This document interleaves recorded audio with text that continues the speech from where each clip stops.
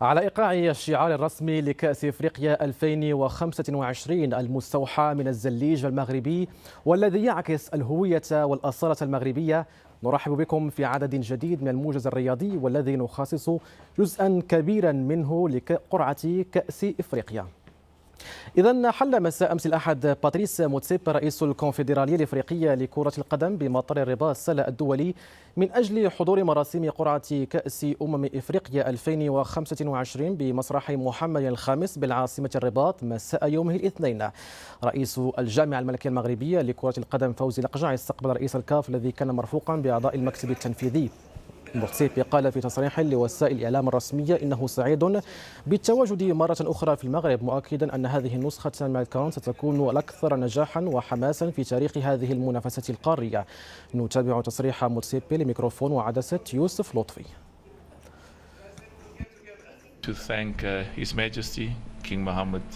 أود أن أتوجه بالشكر إلى جلالة الملك محمد السادس على دعمه وحبه لكرة القدم، وكذلك على مساندته لأخي فوزي لقجع وللجامعة الملكية المغربية لكرة القدم، وكذلك على دعمه لكرة القدم في إفريقيا. نحن من جانبنا نقدر ذلك كثيرا، كما أود أن أشكر رئيس الحكومة المغربية والحكومة والشعب المغربي. أعتقد أن القرعة ستكون مثيرة للغاية، والجميع يتساءل من سيكون خصم المغرب. هذه النسخة ستكون الأكثر نجاحا والأكثر إثارة في تاريخ كأس الأمم الإفريقية على الإطلاق.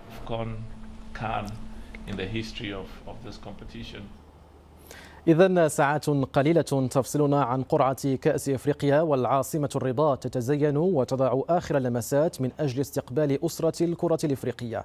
التحضيرات انتهت بشكل شبه كامل داخل وخارج أسوار مسرح محمد الخامس الذي يستعد لاحتضان مراسيم القرعة. روبورتاج أسامة غرامي، التحرير لأسامة العبادي. عاصمة الأنوار تستعد اليوم لتظهر ما يعتليها من جمال في حضرة ضيوفها الذين قدموا من مختلف الدول الإفريقية من أجل سحب قرعة الكان القادم. ومسرح محمد الخامس المعلمة الثقافية أضحت على أهبة الاستعداد لاحتضان هذا الحدث الرياضي الهام.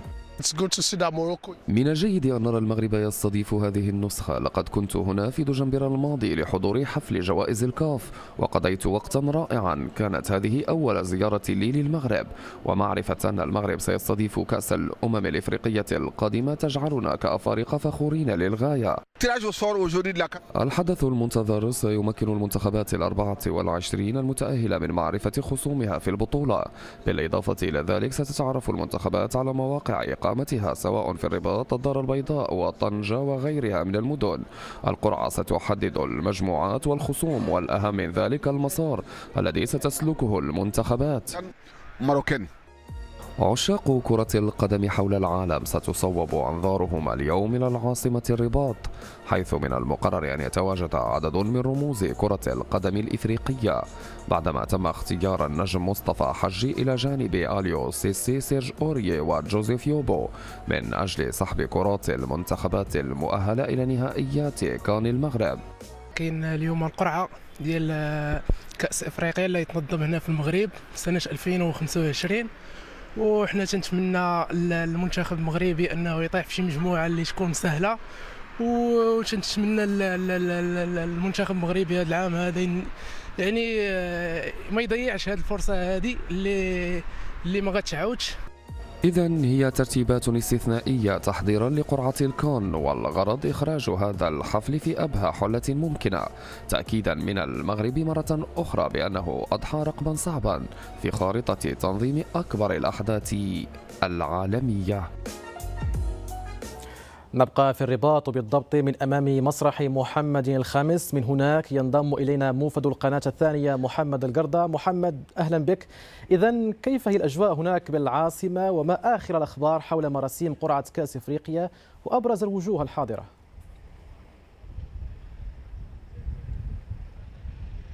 مرحبا بك أنس، مرحبا بالمشاهدين الكرام. هنا بالعاصمة الرباط الحركية تبدو غير عادية لأنه الحدث الاستثنائي أنس، العد التنازلي بدأ في اتجاه يعني لحظة سحب قرعة كأس إفريقيا كان المغرب. أتواجد حاليا أمام واحد من معالم تاريخية للعاصمة الرباط، مسرح محمد الخامس الذي يعني افتتح سنة 1962 كي تعتبر واحد من أو يعتبر واحد من المعالم التاريخية.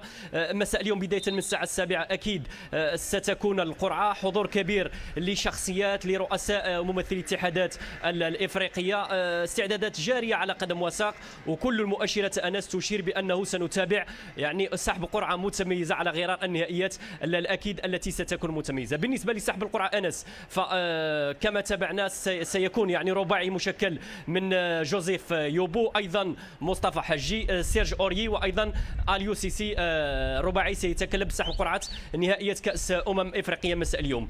أبرز الوجوه الحاضرة مساء اليوم أنس نتحدث عن كريستوف كاتونغو نجم كرة القدم الزامبية، تواجد أيضا الحضاري نجم كرة القدم المصرية، تواجد بالبولي، تواجد أيضا سيسوكو نجم كرة القدم المصرية، وامبوما هذا نجم كرة القدم الكاميرونية. إلى جانب أيضا الوجود أيضا سيكون من جانب أحمد فراس، تواجد بابا، تواجد مجموعة من أساطير كرة القدم المغربية. تبقى الإشارة أنس أنه مساء اليوم حفل القرعة أكيد ستؤثثه يعني وجوه وأسماء فنية، يعني ستنشط فقرات حفل القرعة. يتعلق الأمر بكل من متر جيمز، أيضا تواجد حاتم عمور، وتواجد أيضا رضوان أيضا سيكون حاضر في قرعة مساء اليوم.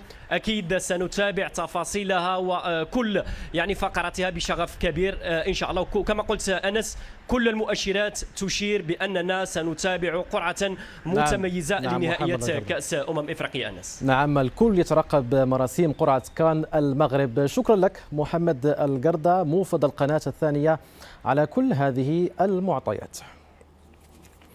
هي إذن نسخة استثنائية تنتظر عشاق الكرة الإفريقية، ففي سابقة من نوعها ستجرى كأس إفريقيا المغرب 2025 ب9 ملاعب موزعة على 6 مدن. الرباط عاصمة المملكة نالت النصيب الأكبر من خلال 4 ملاعب. باقي التفاصيل مع جيهان جهوري. هي 6 ملاعب أيقونية ب6 مدن حددت سابقا لاستقبال مباريات كان المغرب 2025. عدد ارتفع أمس بعد إعلان الكونفدرالية الإفريقية إضافة 3 ملاعب أخرى لتصبح القائمة النهائية ب9 ملاعب ستستقبل إفريقيا بعد أقل من 11 شهرا. الرباط التي تضم واحدا من أكبر الملاعب بالمملكة، ملعب مولاي عبد الله الذي أعيد تشييده بطاقة استيعابية تصل إلى 65 ألف مقعد، ستوفر 3 ملاعب أخرى وهي الملعب الأولمبي وملعب البريد وملعب مولاي الحسن. مركب محمد الخامس، المعلمة التاريخية التي تتواجد بقلب العاصمة الاقتصادية للمملكة والذي احتضن نهائي كان 1988 بين الكاميرون ونيجيريا، يستعد للظهور بحلة جديدة للحدث القاري ببلادنا. في اللائحة أيضا ملعب طنجة الذي استضاف مباريات كأس العالم للأندية 2023 وهو أيضا جزء من ملف المغرب لاحتضان مونديال 2030. موقعه الاستراتيجي وقربه من أوروبا وتحديدا إسبانيا يضيف له وللمنافسة طابعا استثنائيا. ومن شمال المغرب إلى جنوبه هناك حيث نجد ملعب أكادير الذي يستعد بدوره لاستقبال مباريات الكان، وهو الذي استضاف مواجهات دولية سابقة وكسب سمعة كبيرة أيضا بفضل موقعه وسط مزيج من المناظر الطبيعية والمرافق المتطورة. أما مراكش فتملك بدورها ملعبا بذكريات جميلة للمنتخب الوطني، ملعب استضاف أيضا مواجهات الموندياليتو وتميزه سهولة الوصول إليه عبر شبكة القطارات عالية السرعة، مما يشكل عاملا مثاليا بالنسبة للجماهير والمنتخبات المشاركة. وأخيرا ملعب فاس الذي يقدم صورة تمزج بين عراقة العاصمة العلمية وحداثة المرافق الرياضية. مركب فاس يرفع هو الآخر شعار إنجاح نسخة للكان تأتي في سياق تكريس ما بات يحظى به المغرب من مكانة وسمعة كبيرتين قاريا وعالميا.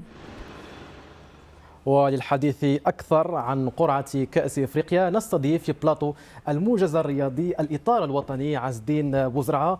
سي عز الدين مرحبا بك وشكرا لك على حضورك معنا. أهلا وسهلا أخ أناس ومشاهدين مشاهدات القناة الثانية. مرحبا سي عز الدين. إذن الأنظار ستصوب نحو المغرب وللرباط بالتحديد في حدث قرعة كأس أفريقيا الذي سيبث في أكثر من 90 دولة. مراسيم القرعة ربما تعلن رسميا عن بداية العد العكسي لكأس أفريقيا التي يتوقع أن تكون استثنائية بكل المقاييس. وبطبيعه الحال هذا حفل هذا كروي ديال سنين وسنين اللي حنا كنا كنحلموا به منذ سنه 1988 ما بقينا حسنا الشرف باش نصادفوا، ولكن الظرفيه ديالنا والمشروع والاهداف اللي سطروا سيدنا محمد السادس نصر الله في الطريق الصحيح. كنشوفوا العمل تقوم به الجامعه الملكيه في الاداره التقنيه لي زانفراستركتير، بزاف الامور خصنا هذه الفرصه باش نتوجوا. لما لا ان شاء الله يبقى الكاس في المغرب ان شاء الله. هذه الفرصه بالنسبه الايجابيه ديال هذا الكاس اللي غيتنظم عندنا في كاس افريقيا. حنا مستضيفين، حنا بالبيبليك ديالنا، بالانجازات الاخيره ديالنا، بزاف الامور خصنا نستافدوا منها سي لو مومون تنظن ديال الانطلاقه ان شاء الله. لما لا وحنا الرابعين كما تنقول في كاس العالم، هذه الفرصه لما لا باش نكون توج بهذا الكاس هذا، نتصالحوا مع هذا الكاس اللي غابت على الخزائن ديالنا. بيان سور هذه اللي كتنقصنا صراحه، درتنا عقده هذه المومون، لان لا ما يمكنش لان كنديروا كل شيء كما تنقول لك. راه ما يمكنش زانفراستركتور تنقول لك تكوين مدربين، اشتغال في مدينه تكوين لاعبين. هذه فرصه هذه باش كما تنقول لك ناخذوا الفروي ديال كل التوابل ربما حاضره من اجل انجاح هذه التظاهره رياضيا وتنظيميا. دعنا نتحدث عن الجانب التقني. يرتقب ان تتميز هذه النسخه بنديه وتنافسيه عاليه بحضور ربما افضل 24 منتخب على مستوى القاره السمراء. كيف تتوقع ربما مستوى هذه النسخه مع الكان، وما هو تقييمك للمنتخبات التي ستسجل حضورها؟ انا كنظن على حسب لي ستاتيستيك كوم ان تكنيسيان في نوتخ دومين ديال الفوت، هو انه بالنسبه غادي تكون دوره كبيره صراحه، اكثر تقنيا، اداء تقني غادي يكون تكتيكي في اعلى مستوى بخلاف الدوره الاخيره. بالنسبه لي لان جوج الفرق اللي غادي تشارك في الدوره كتكون لاعبين تيلعبوا في اعلى مستوى. شفنا النسخه الاخيره كاين بعض الفرق اللي كما تنقول كنتخوفوا منها، لان اللاعبين اللي يقدروا لا الفردي ولا الجماعي يقدروا يخلقوا الفارق في اي وقت. هنا كنقول لك خص يكون استعداد نكونوا مستعدون صراحه، ولكن هذه المسائل كيشتغل عليها الطاقم التقني، وعندنا كامل الثقه فيه ان شاء الله باش نكونوا في اعلى مستوى ان شاء الله. وهذه النسخه ربما كتعرف حضور القوى التقليديه ديال كاس افريقيا، مصر، السنغال ومجموعه من المنتخبات الاخرى. سي عز الدين بوزرعه، الاطار الوطني، تفضل بالبقاء مع ناس. اعود اليك بعد متابعه هذا التقرير الذي نسلط من خلاله الضوء على المستويات الاربعه التي ستحدد من خلالها المجموعات السته وفق ما كشفت عنه الكونفدراليه الافريقيه. حول هذه المستويات ونظام القرعه نتابع الورقه التاليه لجيهان جهوري. قبل 37 عاما المملكة كانت مسرحا للنسخة 16 من كأس إفريقيا للأمم، نسخة شهدت آنذاك بلوغ المنتخب الوطني لمحطة نصف النهائي. واليوم إفريقيا والعالم على موعد مع سحب قرعة النسخة 5 بعد 30 للكان، والتي ستدور أطوارها بالأراضي المغربية للمرة الثانية. الأسود الذين يتعرفون على منافسيهم في الحدث القاري يتواجدون في القبعة الأولى إلى جانب مصر والسنغال والجزائر ونيجيريا وكوت ديفوار. المنتخبات 24 المكونة للقبعات الأربع سيتم تقسيمها إلى 6 مجموعات يتأهل منها الأول والثاني، بالإضافة إلى أفضل 4 منتخبات حاصلة على المركز الثالث للعبور إلى ثمن النهائي. على مستوى اللقب القاري مناسبة وحيدة شهدت رفع الكأس الإفريقية، وكان ذلك بالأراضي الإثيوبية سنة 1976، ليظل بعدها أفضل إنجاز للنخبة الوطنية بكان تونس 2004 عندما بلغت عناصر بدو الزاكي المشهد الختامي أمام البلد المنظم. وفي آخر نسخة للكان بالكوت ديفوار قبل سنتين المغرب غادر المنافسة من ثمن النهائي أمام جنوب إفريقيا، تعثر لمنتخب دخل كأقوى المرشحين للقب، وهو الثوب نفسه الذي يرتديه هذا العام، وهو يستضيف الحدث القاري على أراضيه بطموح الإبقاء على الكأس هنا بالمغرب. أعود إلى ضيفي الإطار الوطني عز الدين بوزرعة.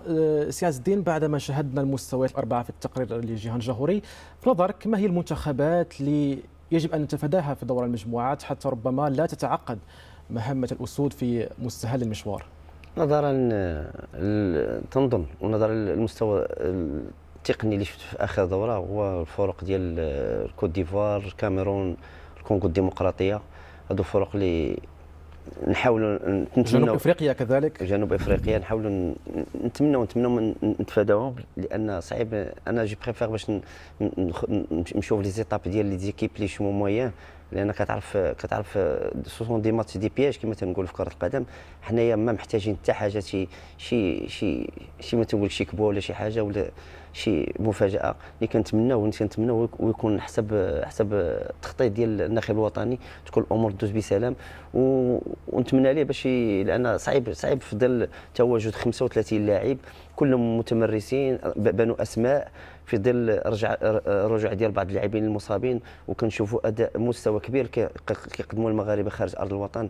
كما تنقول الله يحسن العون الاطار التقني، ولكن على العموم الاصلح اللي يكون احسن ان شاء الله. اذا السي عز الدين، ربما انت كتفضل مواجهه منتخبات ربما في المستوى في دور المجموعات عوض مواجهه منتخبات قويه، حتى ربما يتطور المستوى ديال المنتخب بشكل تدريجي. وحنا شفنا ربما النسخه الاخيره من كاس افريقيا كانوا فيها بزاف المفاجات. بيان سور كتعرف كره القدم فيها مفاجات كتامن سير بابي. حنا قويين، ولكن كتعرف ملي كتدخل ضد منتخبات سير كاين فروق اللي صعيبه صراحه كتادي في الملعب. كنقول لك اوماهم 11 ضد 11 كما تنقول لك.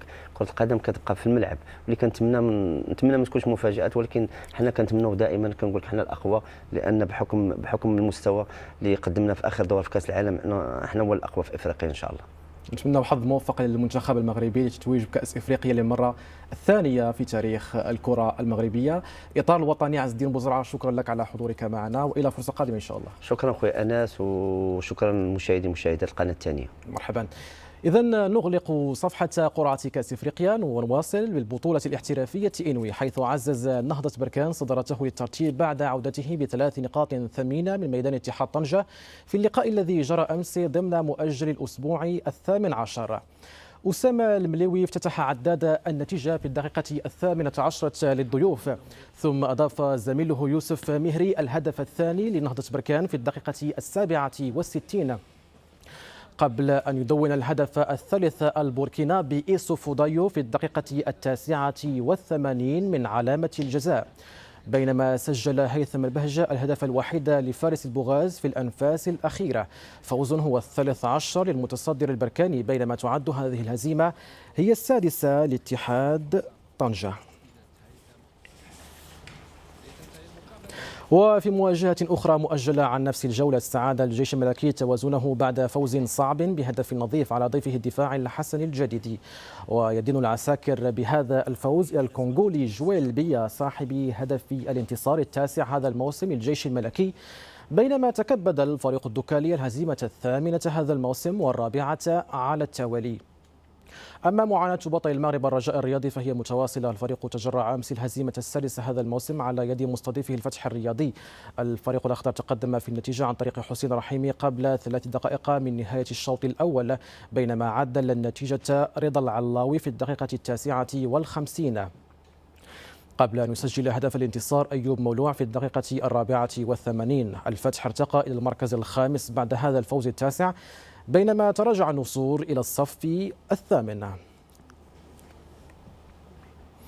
بعيدا عن كرة القدم نختم من مراكش، حيث توج العداء الكيني ألفونس كيغين كيبويت بلقب الدورة 35 لماراثون مراكش الدولي الذي أقيم أمس الأحد، ولدى نون النسوة اللقب كان بتوقيع الإثيوبية تيرفيت سيغاي. ريبورتاج مهدي إصواب بعدسة رافق أجومات. هذا المشهد يعكس حجم المشاركة القياسية في دورة هذه السنة مقارنة بالنسخ السابقة. أزيد من 15,000 عداء وعداء بين محترفين وهواة كانوا موزعين على سباقي الماراثون ونصف الماراثون. المغرب وإثيوبيا وكينيا كمدارس رائدة في الرياضات كانت حاضرة بقوة في كوكبة المقدمة ذكورا وإناثا. في سباق الماراثون كلمة الحسم في الأمتار الأخيرة دونها الكيني ألفونس كيغين كيبوت حين دخل أولا في 2 و8 دقائق و48 ثانية، متفوقا ب25 ثانية عن صاحب المركز الثاني سفيان بوقنطار، بينما عمر أيتشيشتاشين حل ثالثا. السباق كان صعبا للغاية والفوز لم يكن سهلا. هذه أول مرة أشارك في ماراثون مراكش وسعيد جدا بهذا التتويج. الليفر هو اللي محلنا، كان دازنا رابيد شويه في الاول، ما كان دازنا سريع وتخلصنا في الاخر. انا عندي مشكل ديال لي زيسكيو، تشدوا لي زيسكيو، جريت 15 كيلومتر الاخرى. الحمد لله المرتبه الثالثه، انا فرحان بها. لدى السيدات عاد التتويج للإثيوبية تيرفيت سيغاي بيني بساعة و25 دقيقة و43 ثانية، متقدمة بفارق 4 دقائق و5 ثوان عن صاحبة المركز الثاني أميمة سعود. جايه دايره في راسي ندخل مع 4 الاولى، والحمد لله دخلت الثالثه، وانا فرحانه بهذا الانجاز. انا كنت كنبريباري الماراثون وبغيت ندير وقت مزيان في السومي، وقررت باش نجي هنا لمراكش. اجمل تنظيم عملناه هو هذا.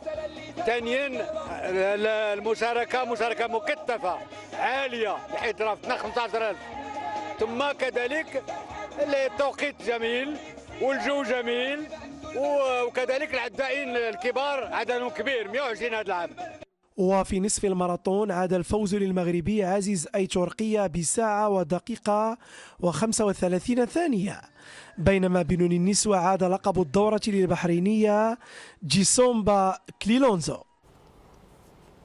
وكما بدأنا العدد نختمه بهذه الصور الشعار الرسمي لكأس إفريقيا 2025 المستوحى من الزليج المغربي والذي يعكس الهوية والأصالة المغربية. أطيب التحايا.